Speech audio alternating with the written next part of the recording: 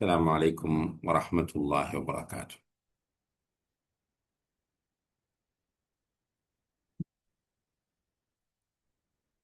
الحمد لله رب العالمين، والعاقبة للمتقين، ولا عدوان إلا على الظالمين، والصلاة والسلام على أشرف الأنبياء والمرسلين وعلى آله وأصحابه أجمعين، أما بعد. اللهم علمنا ما ينفعنا وانفعنا بما علمتنا وزدنا علما يا رب العالمين. அன்புள்ள சகோதர சகோதரிகளே, சூரத்துல் பக்ராவினுடைய தப்சீரை இந்த வகுப்பிலே தொடர்ச்சியாக நாம் பார்த்து கொண்டு வருகிறோம்.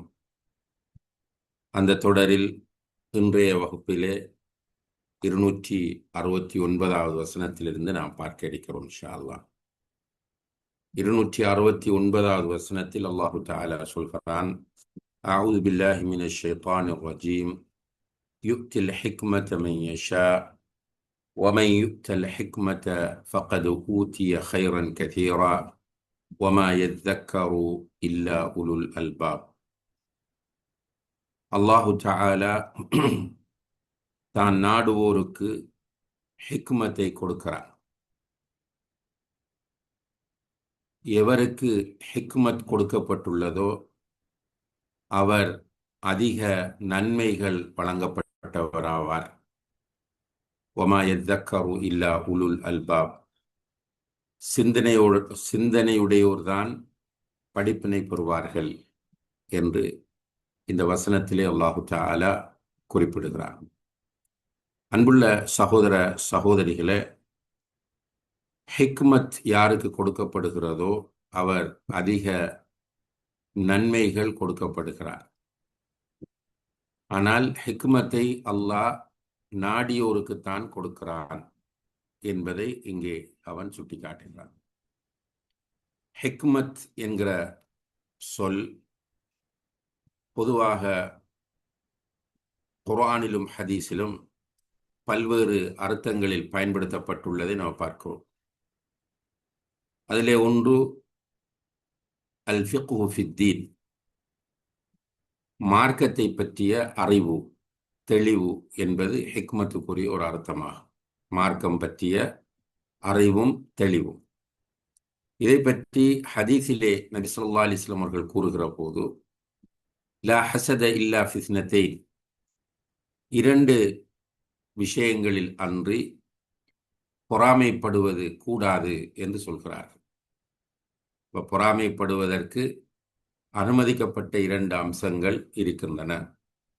அதிலே ஒன்று, ரஜுலுன் ஆதாஹுல்லாஹு மாலன் ஃபஸல்லதஹு அலா ஹலகதிஹி, ஒரு மனிதனுக்கு அல்லாஹ் பொருளாதாரத்தை கொடுக்கிறான், அதை அவன் சத்தியத்தை நிலைநாட்டுவதற்காக செலவு செய்கிறான்.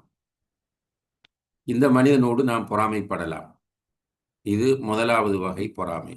ஒரு மனிதனுக்கு அல்லாஹ் பொருளாதாரத்தை கொடுத்திருக்கிறான், அந்த பொருளாதாரத்தை பெற்ற மனிதன் அதை சத்தியத்தை நிலைநாட்டுவதற்காக, மார்க்கத்திற்காக செலவு செய்கிறான். இவனை பார்த்து நாம் பொறாமைப்படுவது, எப்படி இவனை விட அதிகமாக நான் செய்ய வேண்டும் என்று பொறாமைப்படலாம்.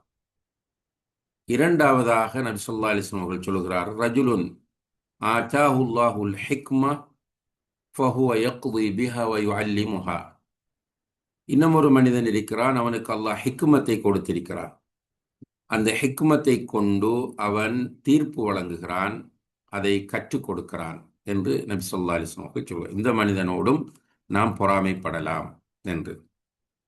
இப்போ இங்கே இரண்டாவது சொல்லப்பட்டது ஹிக்மத், அதை கொண்டு தீர்ப்பு வழங்குகிறான்.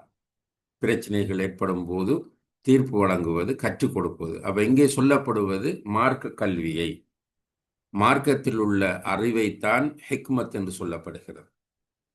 இரண்டாவதாக ஹிக்மத் என்கிற சொல்லுக்குரிய அர்த்தம் வதுஉ ஷைஇ ஃபீ மௌதிஇஹி, ஒவ்வொன்றையும், ஒவ்வொரு பொருளையும் எந்த இடத்தில் வைக்க வேண்டுமோ, அல்லது ஒவ்வொரு காரியத்தையும் ஒவ்வொரு விஷயத்தையும் எந்த இடத்தில் வைக்க வேண்டுமோ அந்த இடத்தில் வைப்பது. இதை அல்லாஹ் குர்ஆன் சொல்லும்போது உத்உ இலா சபீலி ரப்பிக பில் ஹிக்மதி வல் மௌஇதத்தில் ஹஸனா, உன்னுடைய ரப்பின் வழிக்கு நீ ஹிக்மத்தை கொண்டும் நல்லுபதேசத்தை கொண்டும் தஅவத் செய்வீராக, அழைப்பு விடுப்பீராக என்று அல்லாஹ் சொல்கிறார். இங்கே ஹிக்மத் என்பது ஒவ்வொன்றையும் வைக்க வேண்டிய இடங்களில் வைப்பது. இப்போ ரசூலுல்லாஹி அலைஹி வஸல்லம் அவர்களிடத்தில் ஒருவர் வந்து எனக்கு வசியத் செய்யுங்கள் என்று கேட்பார்.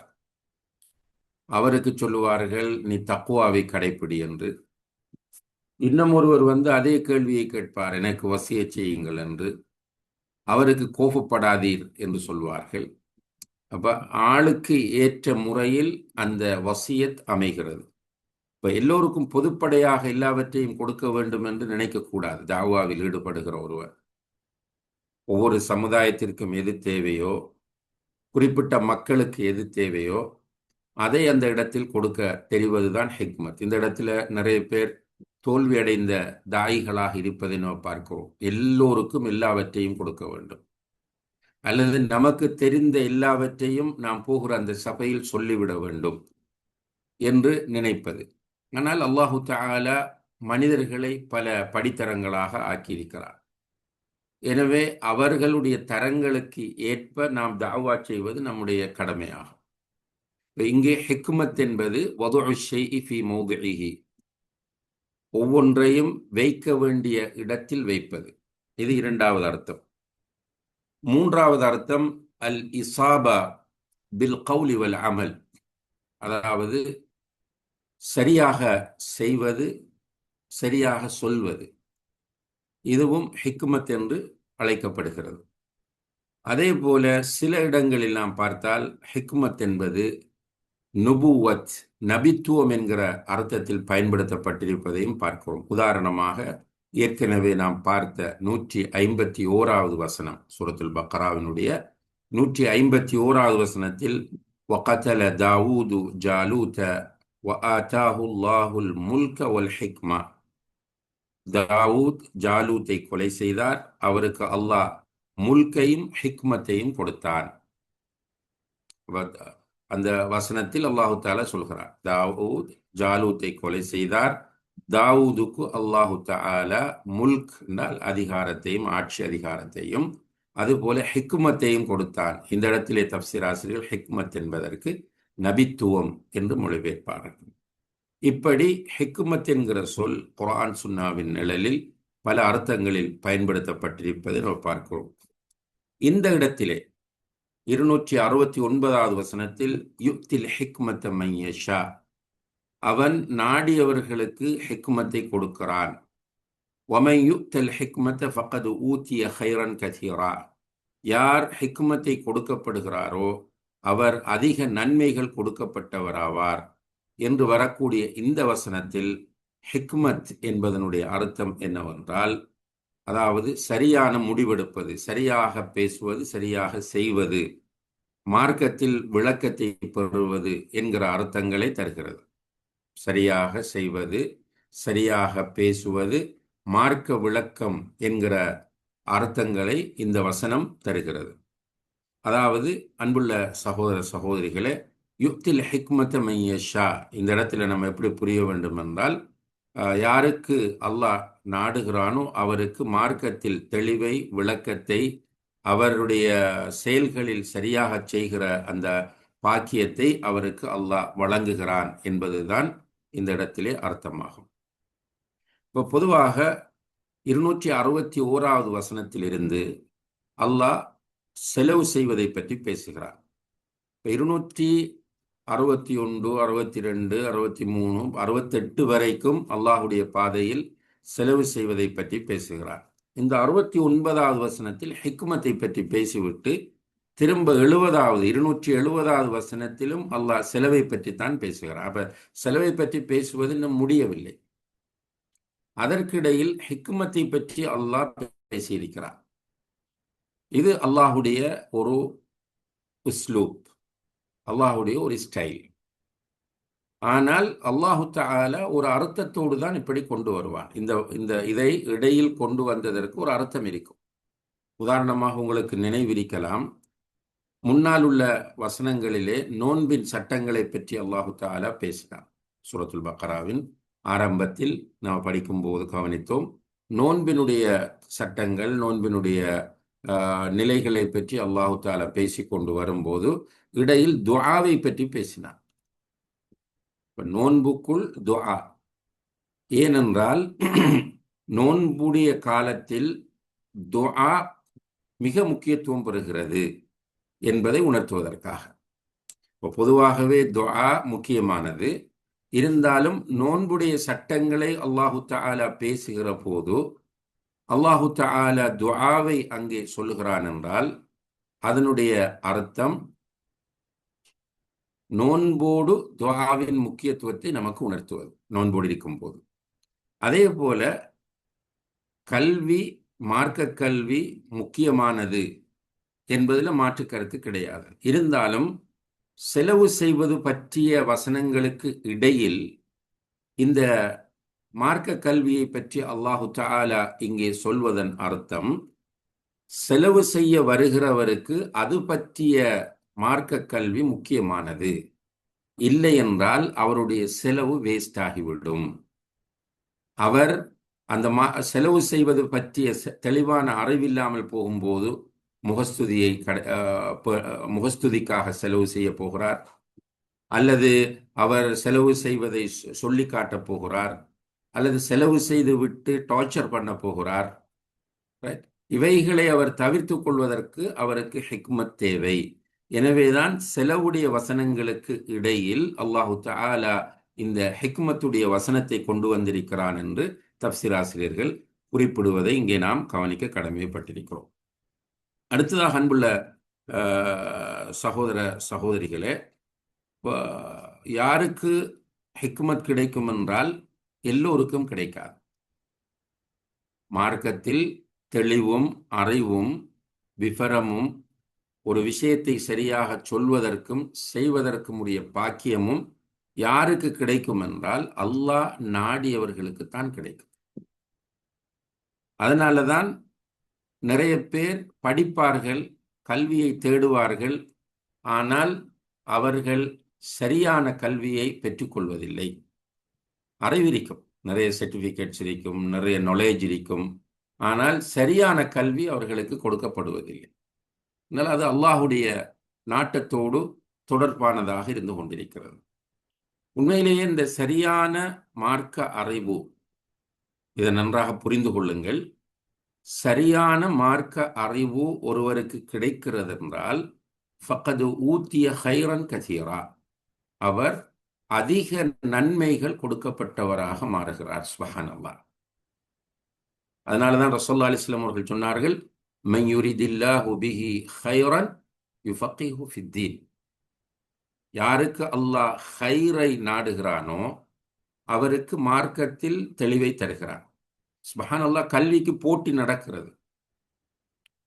இன்றைக்கு உலகத்தில் நாம் பார்க்கும்போது பொதுவாக முஸ்லிம் அல்லாதவர்கள் மத்தியிலே கல்விக்கான மிகப்பெரிய போட்டியை நாம் காணலாம். இன்றைக்கு ஆக டாப் பிஸ்னஸ்ல இருக்கக்கூடிய ஒன்றுதான் கல்வி வியாபாரம். அதே போல நிறைய பிஹெச்டிகள், அதுபோல அதற்கு அடுத்த கட்டத்தை நோக்கி செல்லக்கூடியவர்களை எல்லாம் பார்க்கிறோம். இதே நிலை முஸ்லிம்களிடத்திலும் இருக்கிறது. மருத்துவத்துறையில் எம்டி முடிக்கிறார்கள், அதிலே ஸ்பெஷலிஸ்ட் வருகிறார்கள், இப்படி பல கல்விகளை தேடுகிறார்கள். ஆனால் மார்க்க கல்வியை அறிகிறவர்களுடைய தொகை மிக அரிது. மார்க்கத்தை படிக்க வேண்டும் என்று அதற்குரிய சரியான முக்கியத்துவம் தருவது. சிலர் மார்க்க கல்வியை படிக்கணும் என்று வருகிறார்கள், ஆனால் அதற்குரிய இம்பார்ட்டன்ஸ் இல்லை. வாய்ப்பு கிடைத்தால் படிப்பது, சந்தர்ப்பம் கிடைத்தால் படிப்பது, ஏதோ படிப்பது, சில நேரங்களில் ஏனோ தானோ என்று படிப்பது. அப்படி அல்ல. இந்த மார்க்கம்தான் நம்முடைய மிக முக்கியமான அம்சம் இந்த உலகத்தில். ஆனால் உலமாக்கள் சொல்லுவார்கள், அத்தீன் இன்னமா ஹுவ தமுக வலஹ்முக. தீன் என்பது உன்னுடைய இரத்தம், உன்னுடைய சதை. சுப்ஹானல்லாஹ். தீன் என்பது உன்னுடைய இரத்தம், உன்னுடைய சதை. ஃபந்துர் அம்மன் தஹுத் தீனக். எனவே இந்த தீனை கண்ட நின்ற இடங்களிலெல்லாம் நீ பெற்றுக்கொள்ளாமல் யாரிடமிருந்து இந்த தீனை கற்கிறாய் என்பதை நீ மிக நிதானமாக கவனமாக பார்த்து கற்க வேண்டும் என்று சலஃபு சாலிஹீன்கள் சொல்லுவார்கள். இப்போ நம்மட மைண்ட் செட் எப்படி இருந்தால் நமக்கு ஒரு நல்ல இப்போ இருக்கிற மக்களுடைய மைண்ட் செட்டை சொல்கிறேன். அவர்களுக்கு மார்க்கத்தை யார்கிட்ட படிப்பார்கள் என்றால், அவர்களுடைய டேஸ்ட்டுக்கு யார் மார்க்கத்தை கொண்டு வந்து போதிக்கிறாரோ அவர்கிட்ட தான் படிக்கிறார். கவர்ச்சியான பேச்சு, கவர்ச்சியான தோற்றம், அதே போல சொல் அலங்காரம். சிலருக்கு உணர்ச்சியில் ஆர்வம் இருக்கும், எனவே உணர்ச்சியாக இந்த மார்க்கத்தை பேசுபவர்கள். இப்படியாக அவர்கள் அவர்களுடைய டேஸ்டை பேஸ் பண்ணி மார்க்கத்தை படிக்க முயற்சி செய்கிறார்களே தவிர, சரியானவர்களிடமிருந்து மார்க்கத்தை படிக்க வேண்டும் என்கிற சிந்தனை மிக குறைந்து காணப்படுகிறது. இது ஒரு ஆபத்தான விஷயமாகும். எனவே அன்புள்ள சகோதர சகோதரிகளை, இங்கே அல்லாஹ் சொல்லக்கூடிய وَمَنْ يُؤْتَ الْحِكْمَةَ فَقَدْ أُوتِيَ خَيْرًا كَثِيرًا, யார் மார்க்க அறிவு, التفقه في الدين, العلم في كتاب الله என்று சொல்லக்கூடிய மார்க்க அறிவு கொடுக்கப்படுகிறாரோ அவர் நிறைய நன்மைகள் கொடுக்கப்பட்டவராவார். இந்த இடத்துல இன்னும் ஒரு நுணுக்கமான விஷயத்தை நம்ம பார்க்கலாம். இதுவரையும் பொருளாதாரத்தை பற்றி பேசிக்கொண்டு வருகிற அல்லாஹ், பொருளாதாரத்தை அல்லாஹுக்காக செலவு செய்தால், ஏற்கனவே பார்த்தோம், மஸலுல்லதீன யுன்ஃபிகூன அம்வாலஹும் ஃபீ ஸபீலில்லாஹ் கமஸலி ஹப்பா என்று அல்லாஹு தஆலா சொன்னார். அதாவது 261வது வசனத்தில் அல்லாஹுடைய பாதையில் செலவு செய்வதற்கு உதாரணம் ஒரு வித்தை போல. அதை நாட்டினால் அது 7 கதிர்களை தருகிறது. ஒவ்வொரு கதிரிலும் 100 வித்துக்கள் என்றால், ஒரு வித்தை நாட்டி 700 வித்துக்கள், அதைவிட பன்மடங்கு அவருக்கு கிடைக்கும் என்று அல்லாஹ் சொல்லுகிறான். இந்த இடத்தில் என்ன சொல்கிறான் என்றால், ஹிக்மத் யாருக்கு கொடுக்கப்படுகிறதோ அவர் அதிக நன்மைகள் கொடுக்கப்பட்டவராவார். இதனுடைய அர்த்தம், பொருளாதாரத்தை செலவு செய்வதை விட கல்வியை செலவு செய்வது மிக அதிக நன்மையை தரக்கூடியது. சுப்ஹானல்லாஹ். பொருளாதாரத்தை செலவு செய்வதை விட, பொருளாதாரத்தை செலவு செய்வது இவ்வளவோ நன்மை உள்ளதாக இருந்தாலும் அதைவிட சிறந்தது என்னென்றால் பதுலுல் இல்ம், கல்வியை செலவு செய்வது. கல்வி எப்படி செலவு செய்கிறது? கல்வியை எப்படி பொருளாதாரத்தை தேடுகிறோமோ அதுபோல கல்வியை தேட வேண்டும்.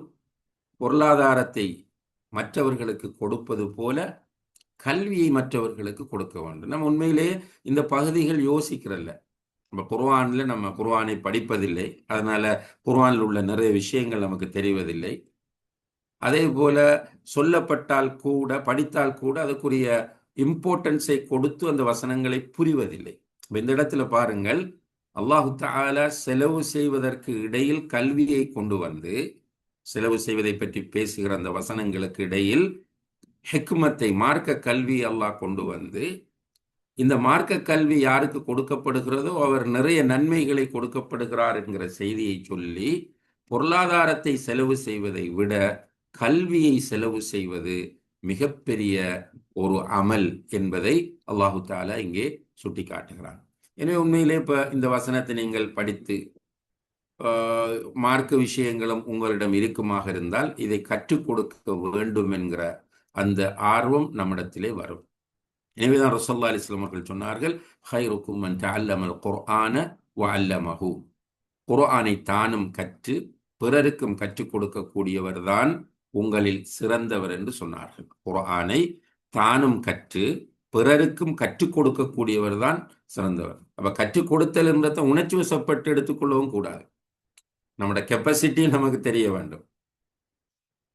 அதாவது சிலர் என்ன செய்யறன்னா, மேலோட்டமா சில விஷயங்களை படிச்சுட்டு பெரிய மேடைகள் தேடுவார்கள், பெரிய கிளாஸுகள் உடனே ஆரம்பிச்சிருவாங்க. ஒரு வெப்சைட்டை, ஒரு யூடியூப் சேனலை ஆரம்பிச்சுட்டு இப்போ அவர் ஃபத்வா கொடுக்க, நான் சில சகோதரிகளை பார்க்குறேன், நல்லா அவர்களுடைய உள்ளங்களை விரிவாக்கி அவர்களுக்கு ஹிதாயத்தை கொடுக்கணும். ஆரம்பத்தில் சும்மா அப்படி பயன் பண்ண ஆரம்பிக்கிறாங்க. அது அப்புறம் சுப்ஹானல்லாஹ் ஷைத்தான் கொண்டு போய் அவர்களுக்கு அரபு நாலேஜ் இல்லை, உசூலுல் ஃபிக்ஹ் தெரியாது, ஆனால் சுப்ஹானல்லாஹ் ஃபத்வா கொடுக்கிறார்கள் யூடியூப்ல. அந்த நிலைக்கும் போய்விடக்கூடாது. எனக்கு என்னுடைய கெப்பாசிட்டி தெரிய வேண்டும் கல்வியை செலவு செய்வதற்கு. உங்களுக்கு உங்களுடைய கெப்பாசிட்டி தெரிய வேண்டும். சும்மா கொஞ்சம் நல்லா பேசுகிற டேலண்ட் இருக்கு என்பதற்காக வேண்டி பேசிக்கான நாலேஜ் இல்லாமல், சரியான அறிவு இல்லாமல் நாம் பெரிய இடங்களை தேடி போய் தலைக்கணம் பிடித்த ஒரு இபிலிசியத்தான ஒரு நிலைக்கு நாம் போய்விடக்கூடாது. அல்லாஹு தஆலா அந்த நிலையிலிருந்தும் பாதுகாக்க வேண்டும். அப்ப ஹிக்மத்தை கொடுக்கப்பட்டவர் அதிக நன்மைகள் கொடுக்கப்படுகிறார். வமா யத்தக்கரு இல்லா உலுல் அல்பாப். இந்த விஷயங்களை யார் புரிந்து கொள்வார் என்று கேட்டால், யாரிடத்தில் சிந்தனை இருக்கிறதோ, புத்தி இருக்கிறதோ, அவர்கள்தான் புரிந்து கொள்வார். இப்ப ஹிக்மத் அல்லாஹ் நாடியவர்களுக்கு தான் கிடைக்கும். அதே நேரத்தில் அல்லாஹ் சொல்லக்கூடிய இந்த விஷயங்கள் எது?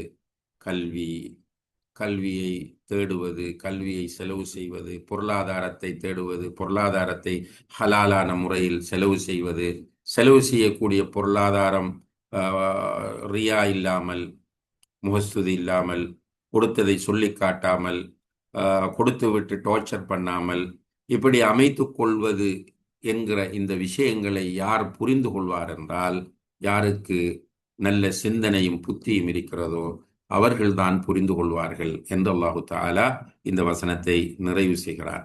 எனவே அன்புள்ள சகோதர சகோதரிகளே, நாமும் இந்த வசனத்தை சரியான முறையிலே புரிந்து ஹிக்மத்தை நம்முடைய வாழ்க்கையில் பெற்றுக்கொள்வதற்கு முயற்சி செய்ய வேண்டும்.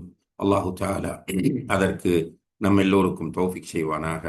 وآخر دعوانا أن الحمد لله رب العالمين والسلام عليكم ورحمة الله وبركاته. سبحانك اللهم وبحمدك.